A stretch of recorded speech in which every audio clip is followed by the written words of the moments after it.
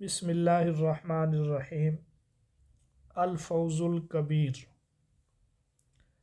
اصول تفسیر کے موضوع پر یہ ایک بہترین اور زبردست رسالہ ہے جو تمام جامعات میں ان کے نصاب میں شامل ہے۔ الفوز الکبیر کے مصنف شاہ ولی اللہ رحمۃ اللہ علیہ ہیں۔ شاہ صاحب کا اصل نام قطب الدین احمد تھا، لیکن زیادہ مشہور جو ہیں وہ شاہ ولی اللہ کے نام سے ہیں۔ والد کا نام شاہ عبد الرحیم اور دادا کا نام شاہ وجی الدین۔ آپ کا سلسلہ نسب 29 پشتوں سے حضرت عمر فاروق رضی اللہ تعالی عنہ سے جا ملتا ہے، جبکہ والدہ کی جانب سے سلسلہ نسب حضرت موسیٰ کاظم رحمۃ اللہ علیہ تک جاتا ہے۔ شاہ ولی اللہ کی پیدائش 1411 ہجری میں ہوئی تھی، جبکہ وفات جو ہے وہ 1476 ہجری میں ہوئی تھی۔ تو آپ نے مختلف کتابیں لکھی ہیں مختلف موضوعات پر، جن میں سے قرآن مجید کا فارسی میں ترجمہ ہے فتح الرحمن کے نام سے، فارسی میں لکھی گئی کتاب ہے الفوز الکبیر فی اصول التفسیر۔ اس کے علاوہ آپ کی کتابوں میں المصفہ ہے، یہ بھی فارسی میں موطا امام مالک کا ترجمہ ہے، تشریح ہے، اور المصوہ ہے، یہ بھی موطا امام مالک کی شرح ہے مگر عربی زبان میں۔ اور آپ کی کتابوں میں مشہور کتاب حجت اللہ البالغہ ہے، عربی زبان میں ہے، اس کی 2 جلدیں ہیں۔ اس میں فقہ اور شریعت کے احکام کی حکمتیں، تصوف کے مسائل اور بھی اس میں عقائد وغیرہ کے بارے میں ملتا ہے۔ تو بہرحال اب ہم آتے ہیں الفوز الکبیر کی طرف۔ یہ الفوز الکبیر 5 ابواب پر مشتمل ایک رسالہ ہے، اور قرآن فہمی کے لیے حضرت شاہ ولی اللہ رحمۃ اللہ علیہ فرماتے ہیں کہ میں نے اپنے زمانے کے لوگوں کے لیے یہ رسالہ یا یہ کتاب لکھی ہے جو قرآن فہمی کی ایسی راہیں کھول دے گا، بہت زیادہ وقت لگانے کے باوجود بھی لوگ اس کو حاصل نہیں کر سکتے، لیکن اس رسالے کو پڑھنے کے بعد وہ اس کو حاصل کر لیں گے۔ ان میں جو پہلا باب ہے، 5 ابواب میں سے پہلا باب جو ہے ان کو کہا جاتا ہے علوم خمسہ، 5 علوم۔ ان کو علوم پنجگانہ بھی کہا جاتا ہے، پنجگانہ کا مطلب بھی 5 علوم ہے۔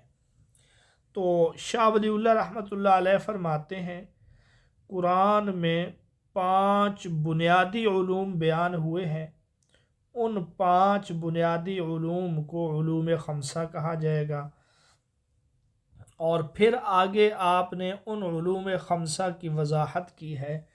یہ جو پہلا باب ہے، اس باب میں 2 فصول ہیں۔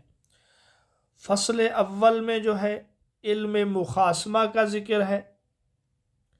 مخاصمہ کا لفظی معنی ہے جھگڑا کرنا، جبکہ فصل دوم جو ہے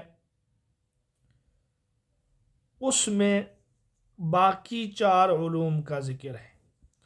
تو الفوز الکبیر میں باب اول میں جو 5 بنیادی علوم ہیں، ان میں سے فصل اول میں علم مخاصمہ کا ذکر کیا گیا ہے۔ مخاصمہ کا مطلب بحث و مباحثہ کرنا، جھگڑا کرنا، اور یہ جھگڑا ہوا ہے 4 گمراہ فرقوں سے۔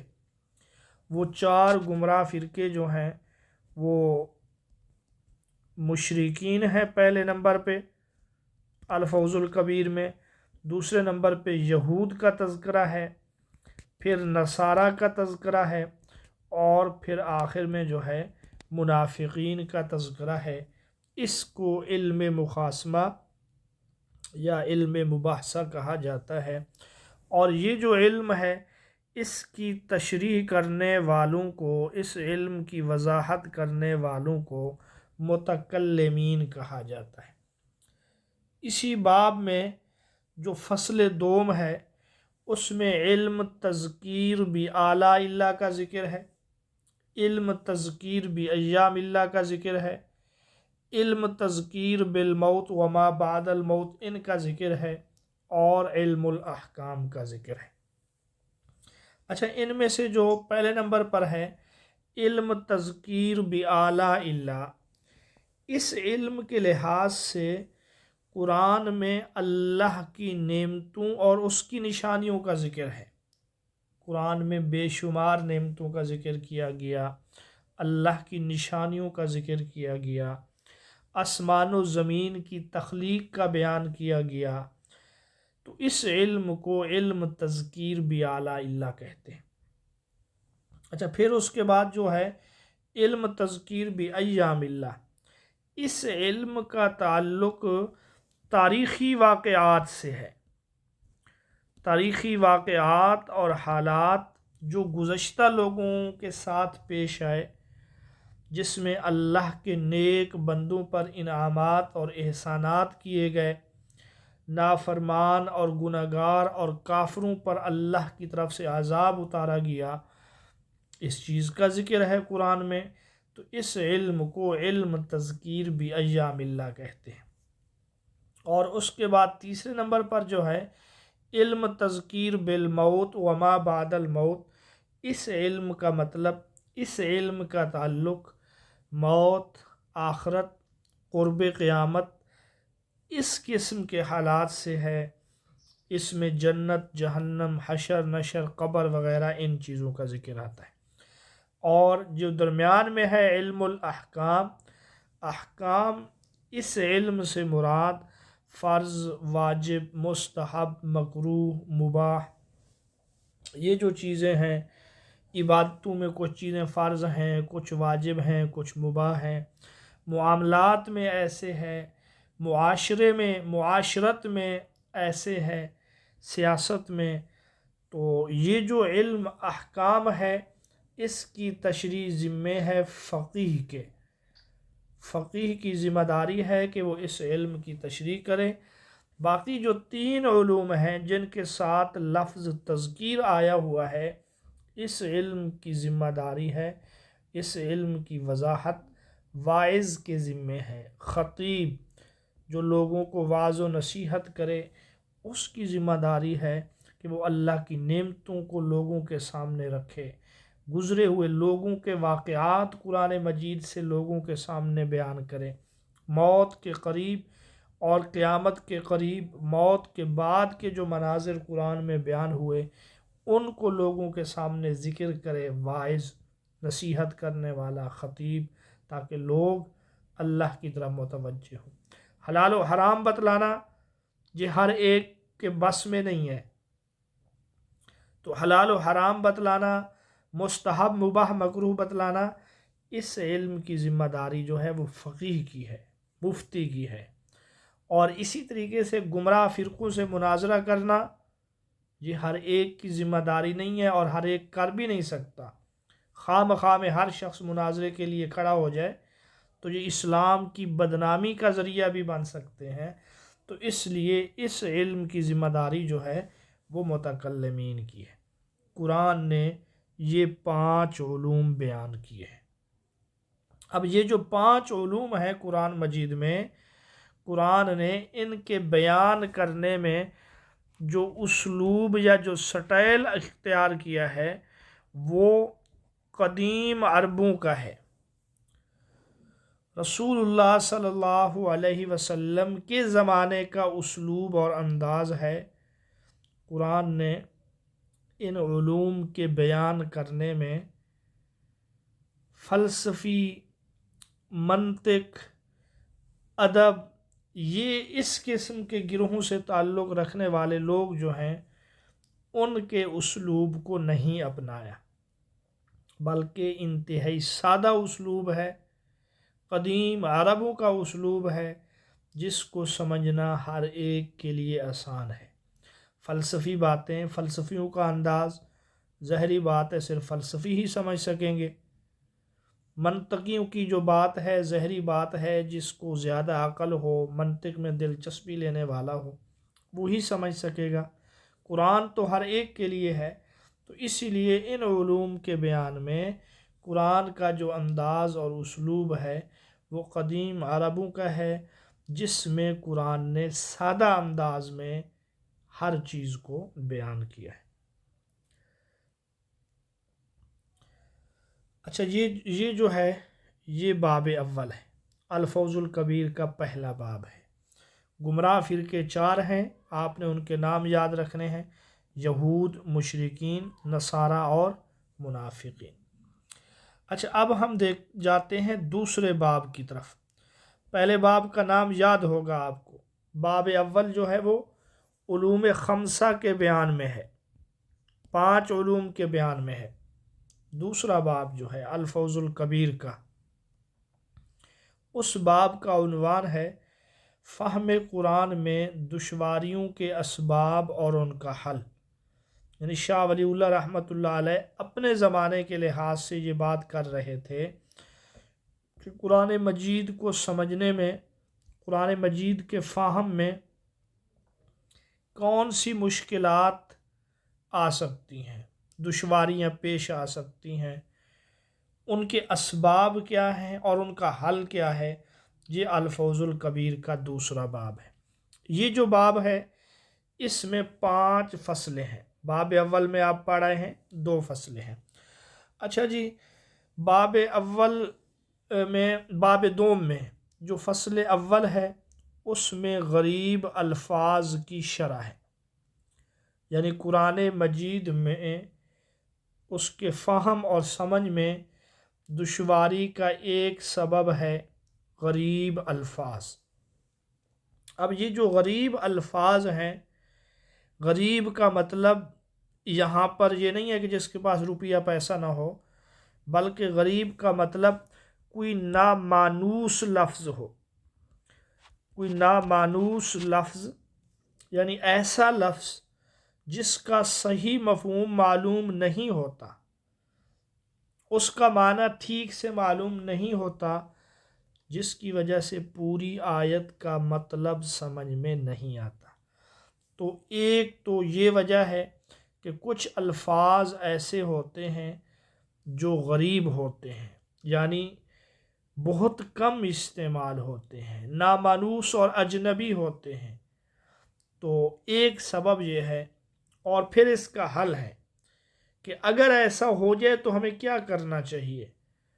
تو اس کا حل جو الفوز الکبیر میں ذکر کیا گیا ہے وہ یہ ہے کہ ترجمان القرآن حضرت عبداللہ بن عباس رضی اللہ تعالی عنہ کی روایات کو دیکھا جائے کہ انہوں نے اس آیت کا کیا مفہوم بیان کیا۔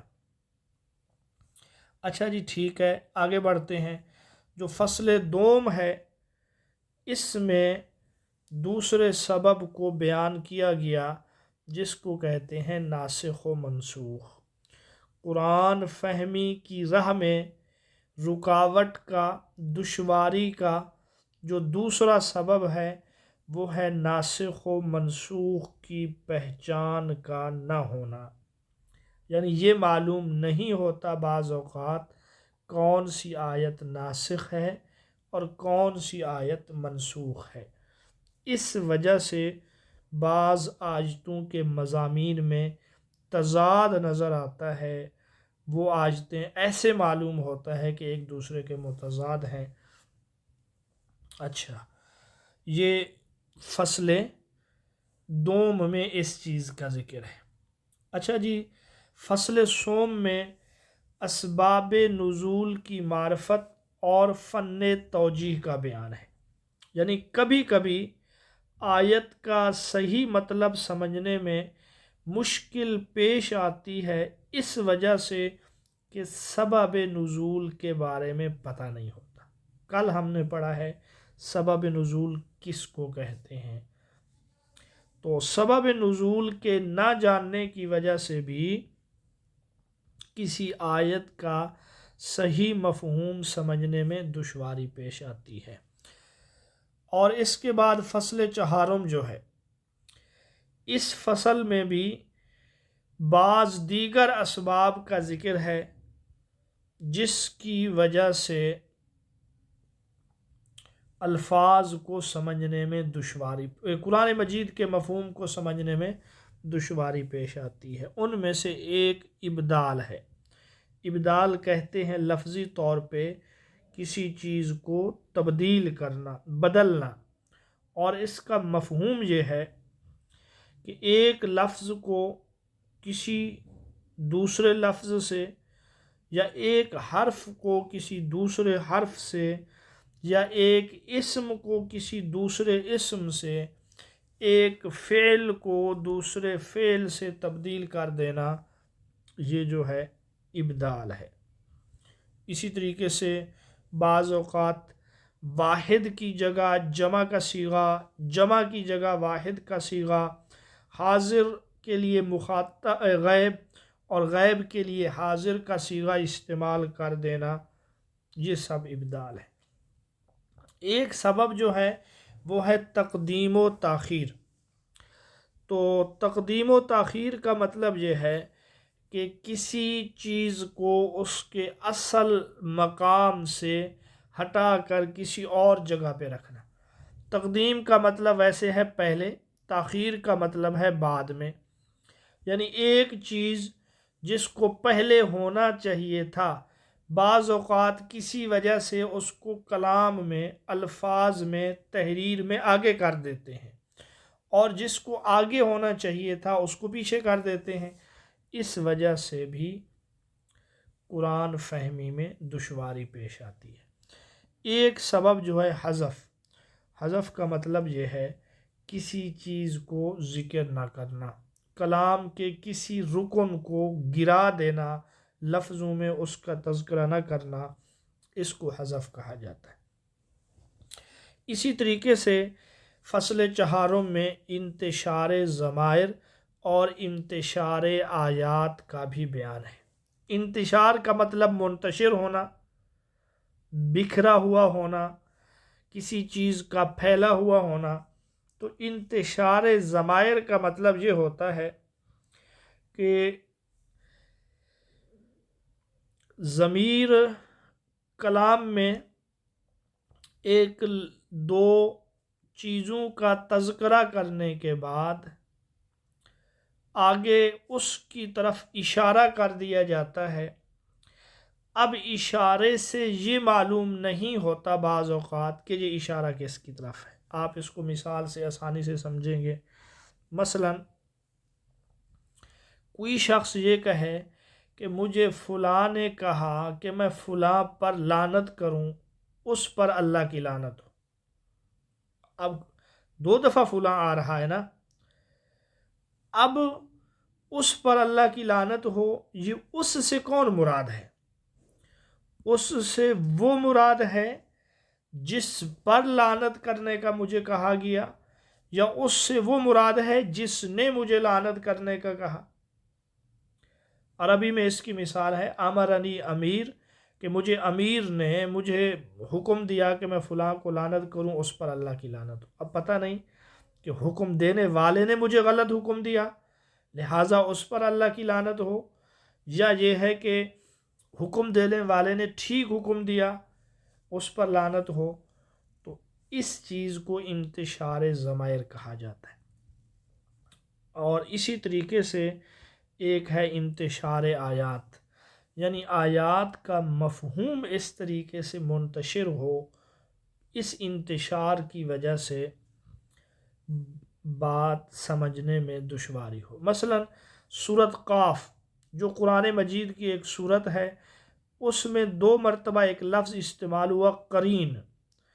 قرین کا معنی ہے ساتھی، قرین کا معنی ہے دوست۔ تو 2 جگہ پہ قرین کا لفظ آیا ہے اس صورت میں، ایک جگہ اس سے مراد فرشتہ ہے اور ایک جگہ اس سے مراد شیطان ہے۔ تو اس لیے بھی دشواری پیش آ جاتی ہے کہ یہاں قرین سے کون سا قرین مراد ہے۔ تو یہ ان 5-6 چیزوں کا تذکرہ ہوا ہے فصل چہارم میں۔ فصل پنجم جو ہے اس میں دیگر جو مشکل کے اسباب ہیں ان کا ذکر کیا گیا ہے۔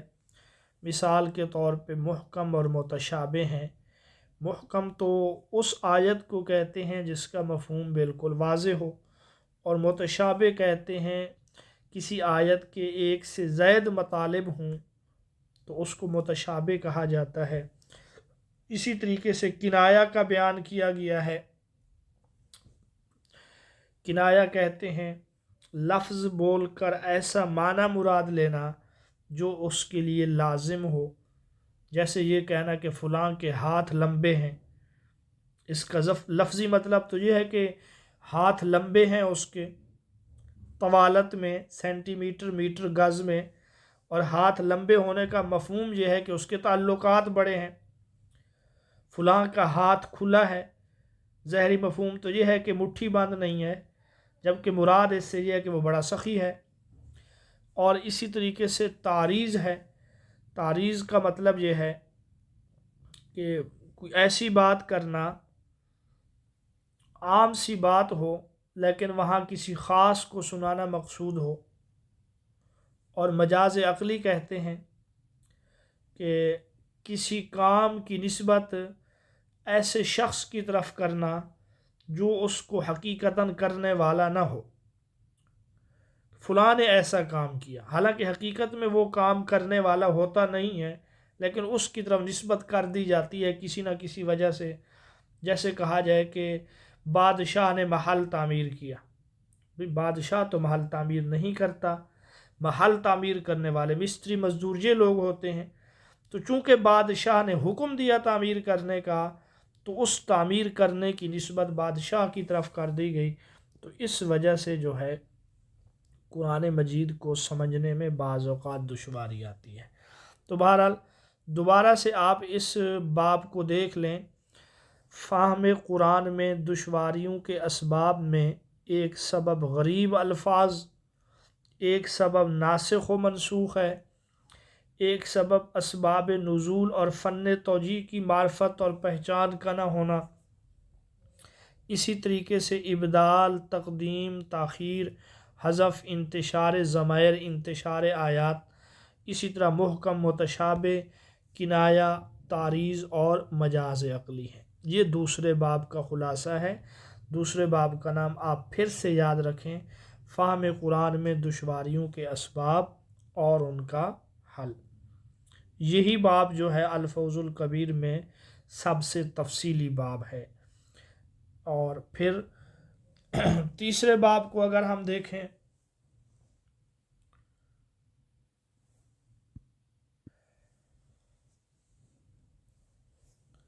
چلیں جی تیسرے باب کو دیکھ لیں۔ تیسرا باب ہے نظم قرآن۔ نظم قرآن کا مطلب الفاظ قرآن ہے۔ نظم قرآن کے اسرار اور قرآن مجید کے انوکھے اسلوب، اس کو اسلوب بدیع بھی کہتے ہیں۔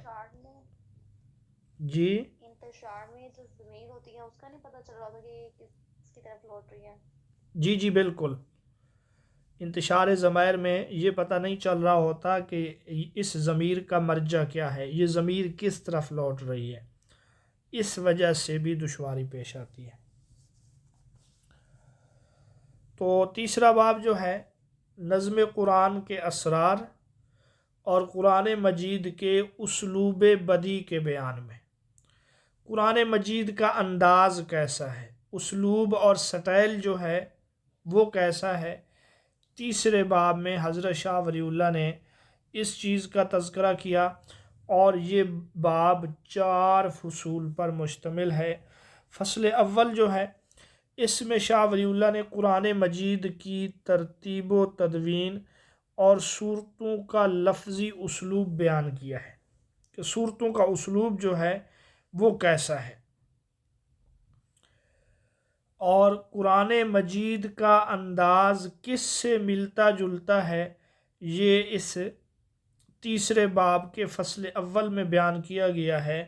تو یہاں حضرت شاہ ولی اللہ رحمۃ اللہ علیہ فرماتے ہیں کہ رسول اللہ صلی اللہ علیہ وسلم کے زمانے میں لوگوں کی رہنمائی کے لیے مختلف صورتیں نازل ہوتی رہیں۔ رسول اللہ کے زمانے میں ساری صورتوں کو محفوظ کیا گیا، لیکن وہ صورتیں یکجا نہیں تھیں، اکٹھی نہیں تھی جس طرح آج ہمارے سامنے اکٹھی ہیں، الگ الگ تھیں۔ پھر حضرت عمر رضی اللہ تعالیٰ عنہ کے مشورے سے حضرت صدیق اکبر کے زمانے میں صورتوں کو جمع کیا گیا، یعنی قرآن مجید کو اکٹھا کیا گیا اور اس کا نام رکھا گیا مصحف۔ اور یہاں شاہ ولی اللہ رحمۃ اللہ علیہ نے قرآن مجید کی صورتوں کے بارے میں بتلایا کہ صحابہ نے قرآن مجید کی صورتوں کو 4 قسموں میں تقسیم کر رکھا تھا۔ صحابہ کے نزدیک قرآن مجید کی جو 114 صورتیں ہیں وہ 4 قسموں میں منقسم تھیں۔ ان میں سے پہلی قسم جو ہے اس کا نام ہے سبع الطوال۔ سبع کہتے ہیں 7 کو، 7 لمبی صورتیں۔ یہ جو ہے قرآن مجید کی 7 بڑی جو ابتدائی صورتیں ہیں اور طویل صورتیں ہیں، ان کو یہ نام دیا جاتا تھا۔ اور اس کے بعد جو صورتیں شروع ہوتی ہیں ان کو کہا جاتا ہے معین، یہ 100 کو کہتے ہیں معین۔ تو اس میں وہ صورتیں شامل تھیں جن میں آیات کی تعداد 100 یا اس سے کچھ اوپر تھی۔ تیسرے نمبر پر جو صورتیں ہیں ان کو کہا جاتا ہے مثانی، یعنی مثانی وہ صورتیں تھیں جن میں آیات کی تعداد 100 سے کچھ کم، 100 سے کچھ کم، اور چونکہ یہ صورتیں بار بار دہرائی جاتی تھیں، ان صورتوں میں مضامین کو بار بار دہرایا گیا، اس لیے ان کو مثانی کا نام دیا گیا۔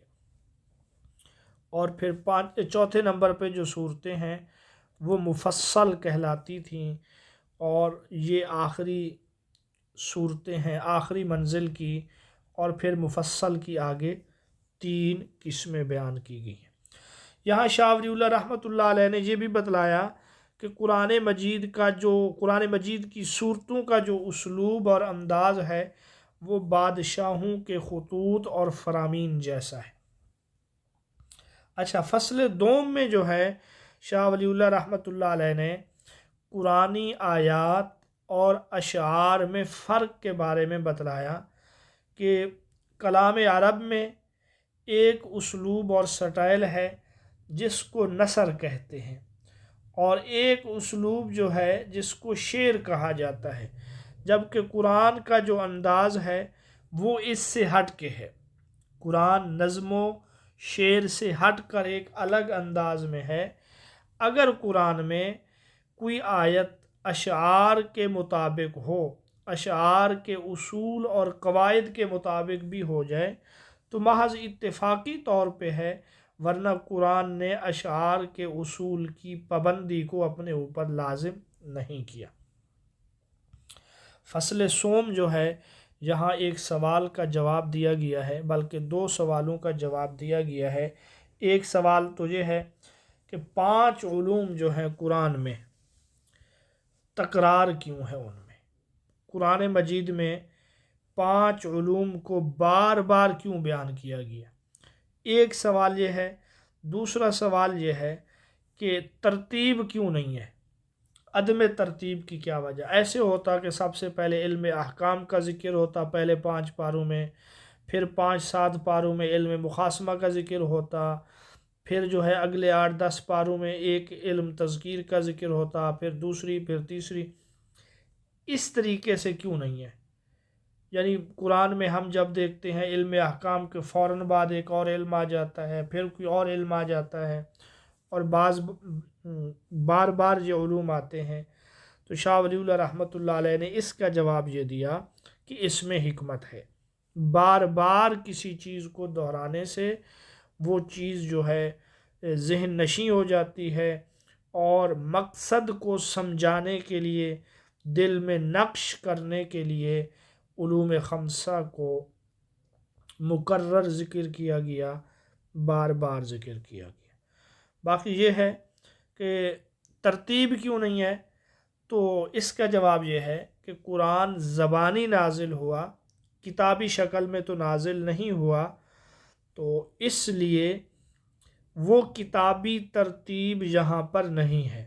اور اہل عرب جو تھے جن کے سامنے قرآن مجید کو اتارا گیا، وہ بھی اس کتابی ترتیب سے واقف نہیں تھے، کیونکہ وہ لکھنا پڑھنا ہی نہیں جانتے تھے، وہ تو چیزوں کو زبانی یاد رکھتے تھے۔ اب اگر ان کے سامنے اس انداز میں اس کو ذکر کیا جاتا تو پھر سمجھنا ان کے لیے مزید دشوار ہوتا۔ فصل چہارم میں جو ہے اعجاز قرآن کے وجوہات کا ذکر ہے کہ قرآن معجزہ ہے۔ معجزہ اس کلام کو کہتے ہیں جو کسی نبی کے ہاتھ سے ظاہر ہو، جو معجزہ وہ چیز ہے جو کسی نبی کے ہاتھ سے ظاہر ہو اور دیگر لوگ اس کا مقابلہ نہ کر سکیں۔ تو قرآن جو ایک معجزہ ہے، اس معجزے کے کیا وجوہات ہیں، کیا اسباب ہیں؟ تو قرآن کے معجزے کی وجوہات میں ایک قرآن کا اسلوب ہے، قرآن کا انداز ہے، اور اسی طریقے سے قرآن کے مضامین ہیں۔ اسی طریقے سے قرآن نے مستقبل کے بارے میں جو پیشین گوئیاں کی ہیں ان کا سچا ثابت ہونا، ماضی کے بارے میں قرآن مجید نے ٹھیک ٹھیک خبریں دی ہیں۔ اس طرح کچھ وجوہات اعجاز کا ذکر ہے تیسرے باب کی چوتھی فصل میں۔ اچھا جی، اب ہم آ جاتے ہیں باب چہارم میں۔ تو چوتھا باب جو ہے اس میں فنون تفسیر کا ذکر ہے۔ تفسیر جو ایک علم ہے، اس تفسیر کے آگے کئی اسلوب اور انداز ہیں، اس کو فنون تفسیر کہا جاتا ہے۔ اور اسی طریقے سے صحابہ اور تابعین، ان کی تفاسیر میں اختلاف کیوں ہے؟ صحابہ اور تابعین کی تفاسیر میں اختلاف کے کیا اسباب ہیں، وجوہات ہیں، اس کا ذکر کیا گیا۔ تو یہ باب بھی 4 فصول پر مشتمل ہے۔ فصل اول میں محدثین کی تفاسیر اور شان نزول کا بیان کیا گیا ہے کہ محدث وہ کس طریقے سے تفسیر بیان کرتے ہیں، تفسیر کو بیان کرتے ہوئے احادیث کا تذکرہ کرتے ہیں۔ اور فصل دوم جو ہے اس میں اسی فصل اول میں جو ہے انہوں نے دیگر جو تفسیر کے انداز اور اسلوب ہیں یا تفاسیر کی قسمیں ہیں، 7 انداز یا 7 اسلوب بیان کی ہیں، یا 7 مناہج بھی آپ کہہ سکتے ہیں۔ فصل دوم میں حضرت شاہ ولی اللہ نے تفسیر کے بارے میں جو دیگر لطائف ہیں، قرآن سے احکامات کے استنباط کے طریقے ہیں، توجیہ اور تعویل کے بارے میں بتلایا ہے۔ اور فصل سوم میں ایک مرتبہ پھر سے غرائب القرآن کے بارے میں بتلایا ہے انہوں نے، جبکہ فصل چہارم میں بعض ان علوم کا تذکرہ کیا ہے حضرت شاہ ولی اللہ نے جو اللہ نے ان کو عطا کیے۔ علوم وہابیہ ان علوم کو کہتے ہیں جو بغیر کسی محنت اور کسب کے خود اللہ دے دے۔ علوم وہابیہ کے مقابلے میں ہے علوم کسبیہ۔ علوم کسبیہ جو ہے وہ علوم ہے جو ہم سیکھتے ہیں، سیکھنے کے بعد حاصل کرتے ہیں، اور علوم وہابیہ وہ ہیں جو اللہ رب العزت جو ہے خود بندے کو عطا کریں۔ تو شاہ ولی اللہ رحمۃ اللہ علیہ نے بعض وہابی علوم کا بھی بیان کیا ہے۔ تو یہ 4 ابواب ہیں۔ ویسے الفوز الکبیر میں ابواب کی تعداد جو ہے وہ 5 ہے۔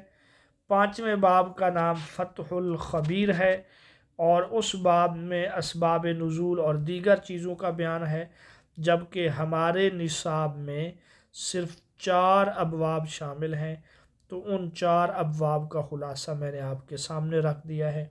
کل انشاءاللہ ہم اس کو مزید دیکھیں گے، کفار سے کس طریقے سے مخاصمہ ہوا، مشرکین سے کس طریقے سے مخاصمہ ہوا، ناسخ و منسوخ کا پتہ کیوں نہیں چلتا، اسی طریقے سے علوم وہابیہ کون سے ہیں، یہ انشاءاللہ ہم اگلے سبق میں دیکھیں گے۔